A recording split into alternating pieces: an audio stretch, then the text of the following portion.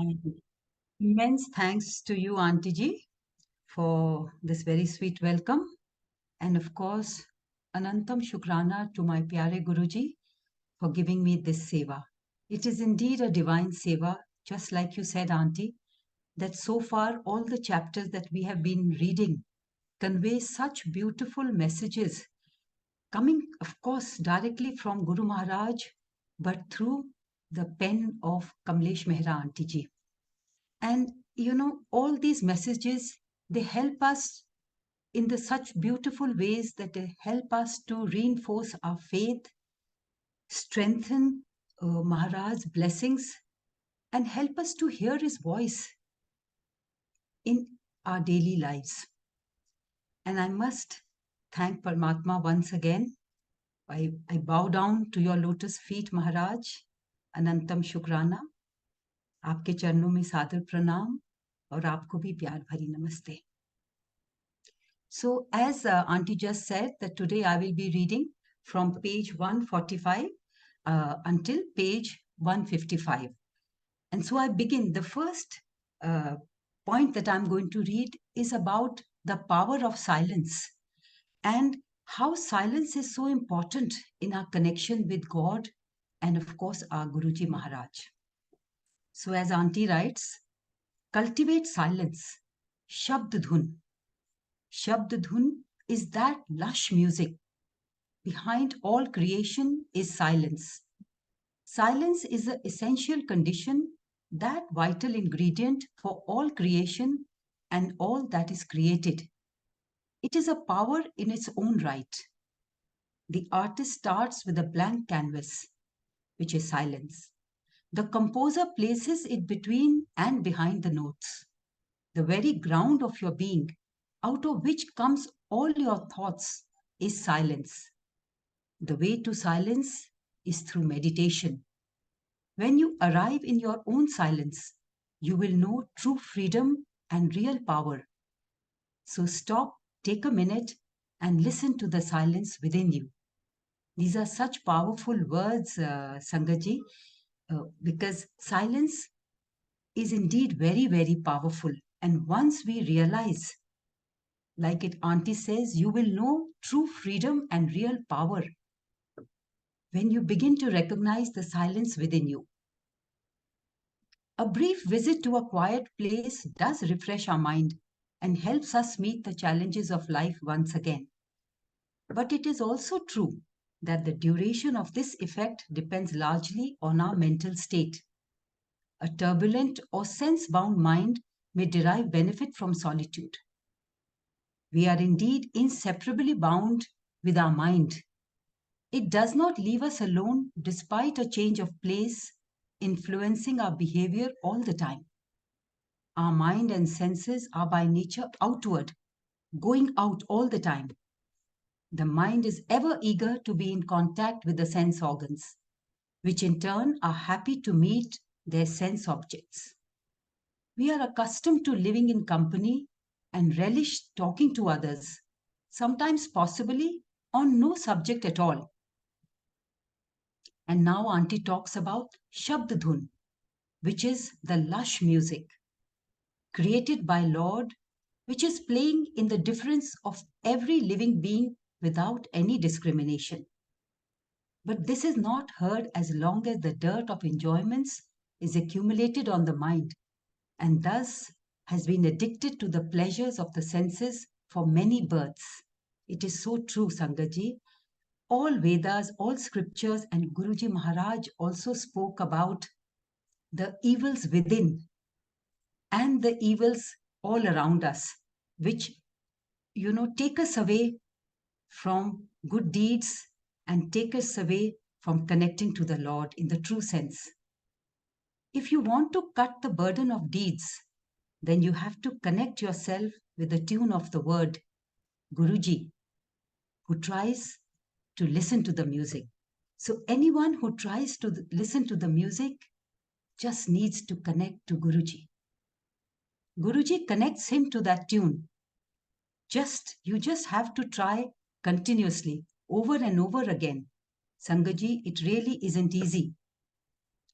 Because Shabd Dhun, if I may just elaborate on it a bit, it comes directly from God's home, and it is received deep within our souls. It is felt and heard within us because a part of Paramatma is within us. But to be able to hear it, you need to have that pure, sorry, you need to have that pure and clutter-free connect with the Lord within you. And like Guru Maharaj said, मैं तो तुहाडे अंदर ही रहना. I am within you. So to be able to connect to Him, to that Shabd Dhun which comes directly from the Lord, we need to remove all the clutter and all the dirt within, like Aunty says. This connect is possible in silence. And with Simran, that is the essential condition, as Kamlesh Aunty says. So with the grace of Almighty and bowing down to Guruji's lotus feet, we now come to the end of page 145, which talks about Shabdhun. Coming to the next page, Aunty talks about the law of spirituality. She talks about a couple of laws here. The first law, the person who arrived is the right person. No one comes by chance. All the people who surround us, who interact with us, who we encounter, are there for a reason. The second law, what happens is exactly what's supposed to happen. Nothing, absolutely nothing that happens in our lives could have happened in any other way, not even the most insignificant detail. There is no, if I had done such a thing, this other thing would have happened or wouldn't have happened. No, there's no such thing. What happened was exactly what was supposed to have happened. And it had to be that way so we could learn the necessary lessons and move forward. The third law, any time you start is the right time. It happens at the right time, not before, not after. When we are ready for something new to begin in our lives, it begins. The fourth law, when something ends, it ends. Just like that. If something ended in our lives, it was for our own good. So it's better to leave it there and move on, already enriched with that experience. So we must take it as a learning. When something ends, it ends. How beautifully said. And that's the way it should be accepted and move on with the learning it has left with us. I think it's not a coincidence that we are reading this or listening to this. If this text reaches your life today, it is because you are prepared to understand that no snowflake ever falls into the wrong place. What's meant for you will never miss you, and that which misses you was never meant for you. Sangaji, such a beautiful line. If we just accept it for what it is and as a message from Guruji, then it will reduce so much of our stress and fretting for things that you feel or we feel were meant for us. But like Maharaj says, that which misses you was never meant for you. Remember, we are all connected to each other biologically, and to the earth chemically, and to the rest of the universe atomically. What you are is God's gift to you. What you become is your gift to God. Another beautiful line. What you are is God's gift to you. What you become is your gift to God. So now that we are Guru Maharaj's Sangat, what better gift that we can give him rather than being the good people that he wishes us to be? If we mold our lives according to his messages, that's the gift that we will give to our Paramatma. What will be, will be. Nothing about your life can be changed. Let's accept everything in our life cheerfully and move on. With the grace of Almighty, bowing down to Guruji's lotus feet. Sangaji, as Guruji said, there are no coincidences. Everything that happens in our lives is by His grace, and it is His larger plan for our lives, while He continues to monitor and control the lives of His Sangat. He also said, have a positive attitude, and move on ahead in life. Don't keep thinking about past situations. So, with that, we come to the end of page 146. And next, we move on to the law of karma, which is so essential in for Guruji's Sangat, I would say. The law of karma. In brief, law of karma is nature's stubborn and inexorable law from which there is no escape and to which there is no exception. As you sow, so shall you reap. We have heard this so many times. This is an ancient axiomatic truth. It is the general rule for the earth, for all life. It also extends to some of the upper physio-spiritual regions, according to the order of density and peculiarity of each. Karma is a supreme principle, superior both to gods and men. For the former too, sooner or later, come under its way.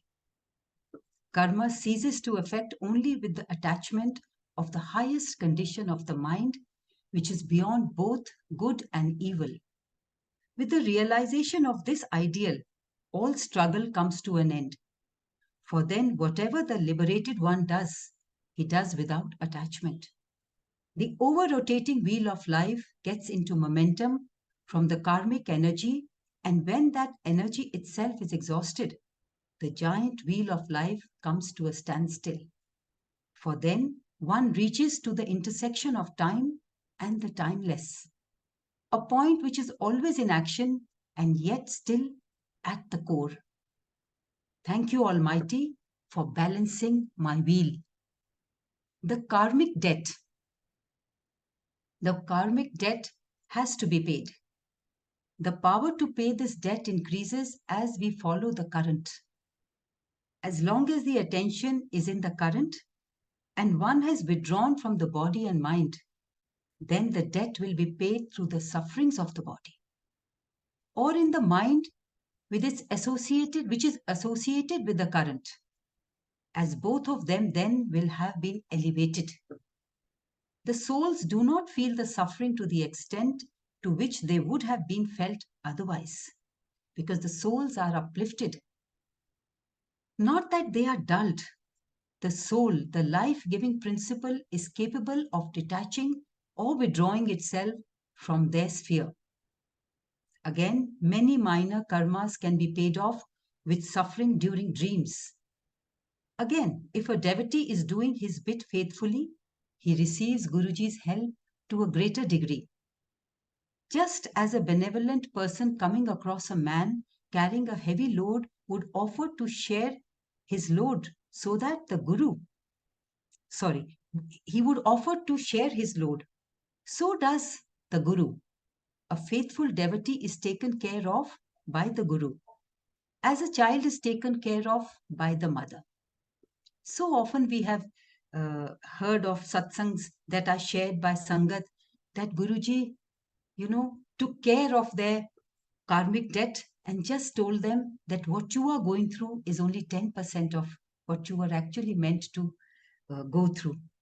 So aren't we fortunate to have such a Guru who not only uplifts our soul, but also takes care of our karmic debt?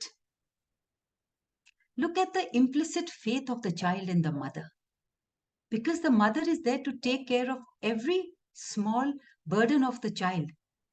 Similarly, the Guru is there for us all the time. And this feeling of his presence instills such a faith that, you just cannot compare this beautiful feeling as the faith in your Paramatma and in the Guru. The sound practice does not postpone the karma, but destroys it. The karmic karmas can only be washed by our Guru. The karmic account. You are on the journey of your life, living your life your way and according to your values and principles. Whether it is simple eating, drinking, dressing, or living habits, or your sanskar, choose only what is right for your karmic account. because you are responsible for your karma. Choose only what is right for your karmic account, only what increases your inner power, what spreads happiness. Your every thought, word, and behavior should be pure and powerful, irrespective of the situations. Emerge your original qualities of peace and happiness. Use them in every karma. Have beautiful karmic relationships with people, with nature, with objects, with everything that is there for you. All your happiness, health, harmony, and success today is because of your beautiful past karmas. And a few challenges are consequences of your not so right past karmas. Never mind, accept them without question. Face them knowing that your power lies in the now, in the present. Choose a pure present karma to settle the past and secure a happy future. Be grateful to everyone who is right to you, even to everyone who has not been right to you, for giving you the opportunity to increase your inner power and settle your past karma. At every moment, have all your karmic accounts settled. Sangaji, I will just take maybe less than a minute to just elaborate on this, because as Guruji's Sangat, our karmas, past, present, and our karmic debts and our karmic accounts with the people we are associated with is extremely important and is responsible for the situations in our lives. Guruji just said, take care of your karma, because all situations in life, whether good or evil, are determined by our own karma. So there is no point in blaming anybody else for how we feel. It is Guruji's grace that he balances our karmic account. Even by giving darshan in our dreams, there are so many experiences narrated by Sangat wherein Guruji showed them situations of extreme suffering, even death in their dreams. And by doing so, he destroyed the effect of their past karmas. Also, karmic relationships and karmic accounts are based on how we think and feel. Because Guruji always valued our intentions. And we are going to talk about that in the next page. So, coming to page 149, which says, karma is not in the act, but in the intention behind the act. This itself is really beautiful, and we need to really understand, because as Guruji said, he only needs our love and intention, which in Hindi we call bhav. परमात्मा सिर्फ भाव का भूखा होता है. So it says, karma is energy of thoughts, words, and actions. When we evaluate ourselves, we do at the level of words and actions. We take care that we have spoken the perfect words and actions. We take care that we have spoken the perfect words in the perfect manner and behaved in the perfect way. But we do not check whether we created perfect thoughts. Most of us have mastered the art of thinking and feeling negative, and yet speaking very sweetly. These are the worldly ways, unfortunately. We always thought people can't see what we are thinking. For example, we can say to someone that it was wonderful meeting them and actually feel that it was the most boring evening. We can insist on guests to stay for dinner and actually wanting them to leave. We thought it was good karma on our part because we spoke and behaved right. We spoke politely and said the right words. We create about 25 to 30 thoughts per minute. When we look at the flow of energy, we have sent out 25 negative arrows as though energy and 5 positive arrows as the word energy. Karma is the thought or the intention behind the word and the act. People can say the sweetest words and yet hurt us with their negative energy. There are people whose words may not be perfect, but their vibrations are full of love and compassion. So the true karma is the intention behind your deeds or your behavior or your words. Our relationship and our karmic accounts are based on the foundation of how we think and feel. Let us check whether we are able to speak what is on our mind. Instead of converting negative thoughts to perfect words, let's first convert negative thoughts to perfect thoughts and then speak out our thoughts. Then our thoughts, words, and actions will convey the same message. Thoughts, words, and actions will be in harmony. Whatever may be the act, a gift being given, help being offered, charity being done, appreciating others, let us check the intention behind the act. If the intention is to please others or to get fame and appreciation, then it is an impure intention behind the pure act. So let us clean our thoughts and feelings so that before our words, it is our perfect vibrations which reach them. Sangaji, this is so very important in our cleansing process. That the intention behind our actions and words and our karma is what is more important than anything else. And like we know, we may pretend to others and may even be successful in doing so. But can we hide anything from our Guru Maharaj? And isn't being a good Sangat, don't we want to please our Guru Maharaj all the time? So like Kamlesh Aunty said, let's evaluate our thoughts before we turn them into actions and deeds and karma. So very beautifully written, Aunty, and so very beautifully you have conveyed Guruji's message to all of us. Because Guruji, as I said, values our intentions, bhav as we call it in Hindi. Because when our intention is pure and loving, positive vibrations will automatically reach other people. And that is how we will build loving relationships with others. Coming to the end of this page, with the grace of Almighty and bowing down to Guruji's lotus feet. Next page talks about Petaluma. Guruji mentioned, we have learned from science and scientific studies that every physical force that can be converted into an equation,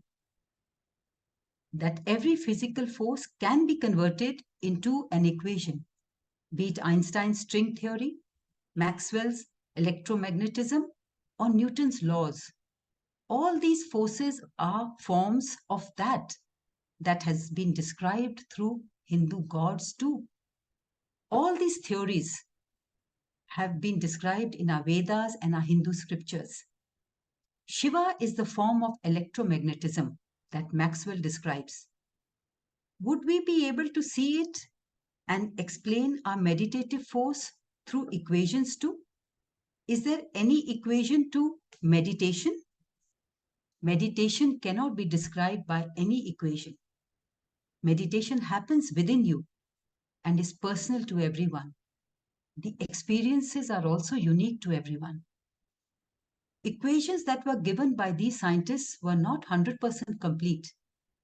Even when Einstein gave us his string theory, it was part of the complete picture which scientists are still trying to work on. So everything cannot be boiled down to one equation. Someone said, I have come into satsangs and follow you a lot because of my dad. This is probably an example quoted by Kamlesh Aunty. Someone may have approached her or said so to her. Someone said, I have come into satsangs and follow you a lot because of my dad. He is a big believer of karma, and sometimes me and him debate about it. I have done a lot of wrongs in my life and taken a lot of wrong decisions. But my dad says this is all because of my past karma. I think if something happens by itself, it can be karma, but my actions are my own. I have taken a step voluntarily without karma's influence. But my dad says the thought of taking that action also was due to past karma. So, do I influence my future or my situations, or is it all because of karma? In Newton's third law, every action has a reaction and a consequence. Everything that you have done in your previous lives has had an effect on how you live your current life. And because you have taken those actions in the past, you are bearing the consequences now. You are here to finish what you left undone in your past journey. Your current actions are choices that destiny gives you. It is just like playing cards. You don't have control over the cards that were dealt to you. They remain unseen, but how you play matters. If you have a clear mind and follow the rules, you might win with even a terrible hand of cards. And there may be people who were dealt a very good hand but lose the game. Destiny gives you the cards which are related to your past karma. In this life, how you react to your situations matters. Destiny has a big role to play, but your actions matter too. We face a hard time focusing on meditation in our conscious minds, let alone subconsciousness. We see things which are impressions absorbed by mind from our actions during our conscious mind. So, Sangatji, here it talks about the influence of the past karmas on our current destiny and how our current life plays out. In Hindu scriptures, it has said so over and over again. And even as Guruji's Sangat, this is something we have begun to understand. And hence, it is very important for us to focus on doing good karmas in the current situations. Even the past karmas, the ill influence, the bad influence of our bad karmas can be reduced if we increase the good karmas. Next, Aunty talks about fear. Fear is of two types. First is fear of unknown. If I leave you in a pitch dark room where you cannot see anything, you will be afraid because you don't know the contents of the room. Even a little ray of light may help you to know better and remove that fear of the unknown. Second fear is fear of love for others. When we are worried that we might offend someone who we care about, or when a loved one might leave us, we start getting afraid. You need to choose between those two types of fear. If the fear is positive, out of love, it heals and becomes better with meditation. You can always channelize love. It is so true, Sangaji. All of us have fearful situations, but with Guruji as the anchor in our lives, the faith is so immense that he will take care of all situations and help us go through those situations. So the fear, because of the love for Guruji, that fear reduces and it heals and slowly it goes away. Because meditation is also possible when our mind is not turbulent. And as Guruji's devotees and with the faith that Guruji is with us, we can have a clutter-free mind and hence we are able to meditate.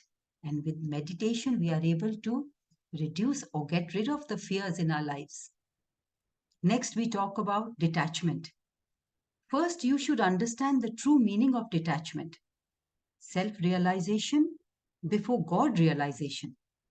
This is required to understand why you are here and what do you require to actually detach from worldly things. What is it that you need to do so that you can detach from worldly things? You cannot leave your family just like that, can you? You have to still perform all your duties, remain in relationships, but take out time for meditation. It is a slow process.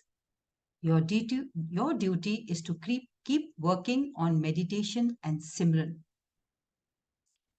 You can control only your actions, but cannot control any other person. If you continue doing good, you will see many changes in their actions too. Because like Aunty said earlier, if your intentions are good, good thoughts, pure thoughts will translate into good actions and deeds and will reach the other people as good vibrations. And hence we will see many changes in the other people too if we continue doing good. You know, today's generation wants everything quickly. Quick promotions, quick love, getting married hurriedly, and then getting divorced, all within 2 to 3 years. You need to pace yourself. Be patient. We stress too much in our life. We need to be patient with life. Life is all about learning. So, where is the hurry? Birth and death is not in our control.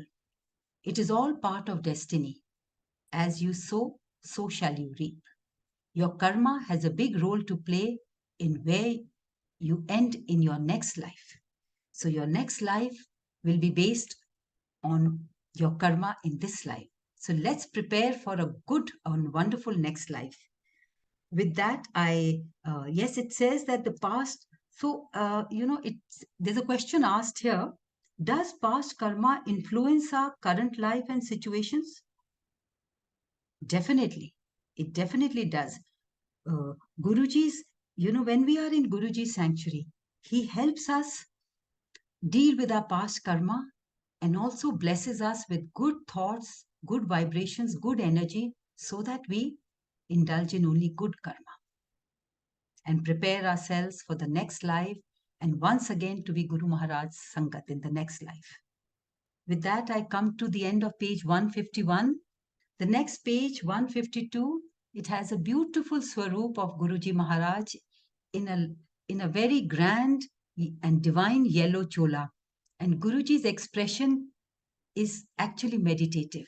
So often even when he was sitting in the Sangat, in the Darbar, he would actually mentally be somewhere else, thinking about some other Sangat, helping some other Sangat. So page 152 has a very beautiful swaroop of Guruji Maharaj. Coming to the next page, how to deal with the change of losing a loved one. Nobody gets through life without losing someone they love, someone they need, or something they thought was meant to be.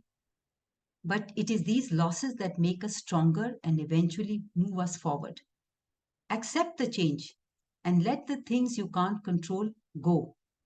Most things are only a part of your life because you keep thinking about them.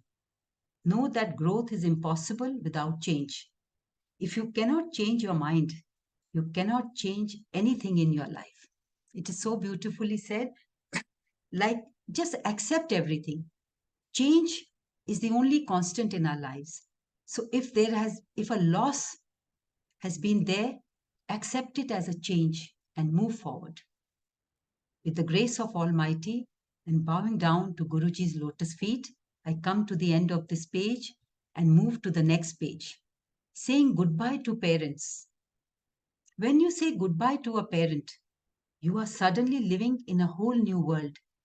You are no longer the child, and regardless of how long you have officially been grown up, for you realize you actually never were grown up until this moment. The shock of this adjustment will shake your very core. When you finally say goodbye to both your parents, assuming you were lucky enough to have had two, you are an orphan on this earth, and that never ever gets easier. It never gets easier to take, no matter how old and grey you are yourself, and no matter how many children of your own you have. So, losing a parent or both is never easy at any age. You see, a part of your body is physically connected to the people that made it, and also a part of your soul. When they no longer live, it is as if you are missing something practical that you need, like a finger or an arm. Or rather, you are missing something physical that you need, like a finger or an arm, because really you are. You are missing your parent, and that is something far more necessary than the limb. So beautifully said. And yet the connection is so strong, it carries on somehow. No one knows how exactly, but they are there for us. In some way, shape, or form, they are still guiding you if you listen closely enough. You can hear the words they would choose to say to you. You feel the warmth of their approval, their smile when a goal is achieved, their all-consuming love filling the air around you when a baby is born that they haven't met. If you watch your children very closely, you will see that they have, if you watch your children very closely, you will see that they have a connection with your parents long after they are gone. They will say things that resonate with you because it brings so many memories of the parent you are missing. They will carry on the traits, thoughts, and sometimes they will even see them in their dreams. This is not something we can explain. Love is very mystical and a wondrous entity. It is far better to have loved and lost than never to have loved at all. And grief is the price that we pay for love. The deeper the love, the stronger the grief. When you say goodbye to a parent, do not forget to connect with that little girl or little boy who still lives inside you somewhere. Take very good care of her or him, for she or he will be alone and scared. When you say goodbye to your parents, you lose an identity, a place in the world when the people who put you on this earth are no longer there. It really changes everything. So look after yourself the way they would have looked after you. And listen out for them when you need it the most, because they never really leave. So listen out for them in silence, because they will reach out to you from their soul to your soul. With the grace of Almighty and bowing down to Guruji's lotus feet, I now move to the last page for today, and it says, Parents live forever. People say that when parents die, the world comes to an end. The house looks empty. But I feel that parents live forever and they stay with us. It's us who forget them. This page has been very, very beautifully written by Kamlesh Aunty, and every word is meaningful and needs to be read over and over again to have beautiful relationships and harmony in our lives with our loved ones, with our family and extended family. So Aunty continues to say, the matter of fact is that a brother has the eyes of your beloved father. A sister has the pretty face like the compassionate mother. A sibling smiles like dad, or a sister cooks like mom. Parents don't die. They never leave us. They live within us. We are the reflections of our parents. Despite their physical absence, they continue to live in us. When you want to remember your parents, when you want to see them, when you want to be with them, simply gather your siblings around you. You will find the mesmerizing smile of the mother in one sibling, the soothing voice of the father in another. You will feel the parents very close to you, all around you, deep inside you. The garden of love that parents cultivate and grow with love from the time that you are born, with the hard work of the tears of blood, it will continue to bloom, unaffected by the cycles of tough weathers of life. They shelter us in tough times. But there are times when we forget all their hard work and destroy their paradise that they built with our selfishness, with our hatred and opportunistic attitudes. Sangaji, this is such a beautiful line that our parents spent years building that beautiful family with love, with their sweat, with their tears, and with their blood. And so, if we want that it should continue to bloom, I think we should think more about them and less about ourselves. Because when we forget about all their hard work and destroy their paradise that they built because of our selfishness, hatred, and opportunistic attitudes, parents don't die, Auntie says.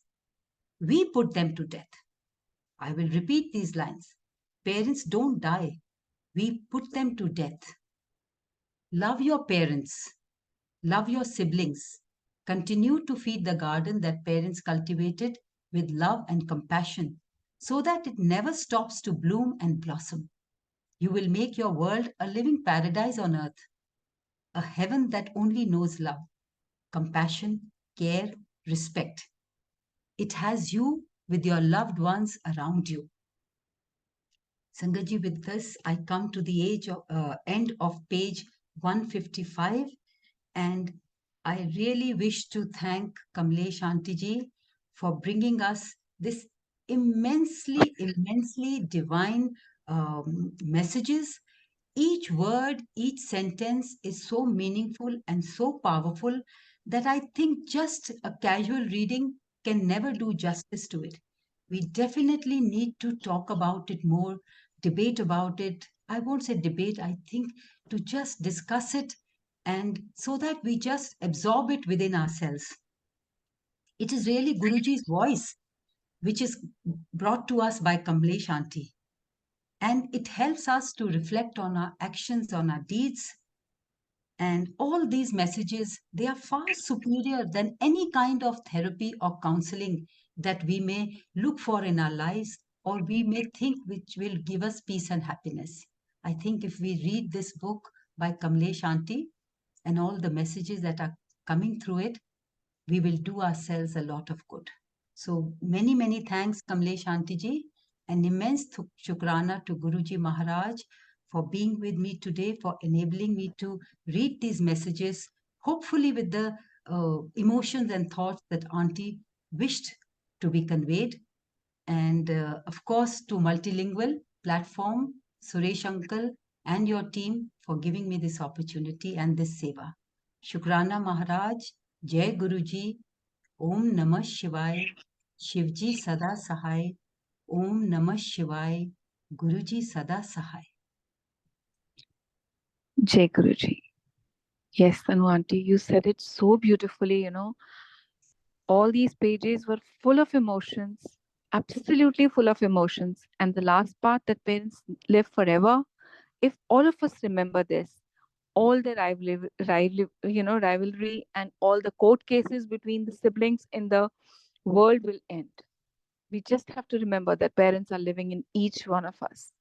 We love them, but we forget that we are part of them. It's such a beautiful and strong message. All of us must listen to it.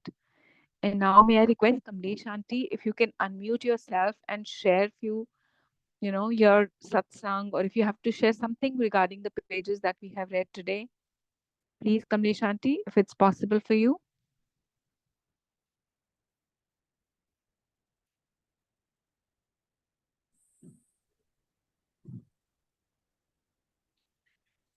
Jai Guruji. Can you stop the recording, please? Host uncle, please stop the recording.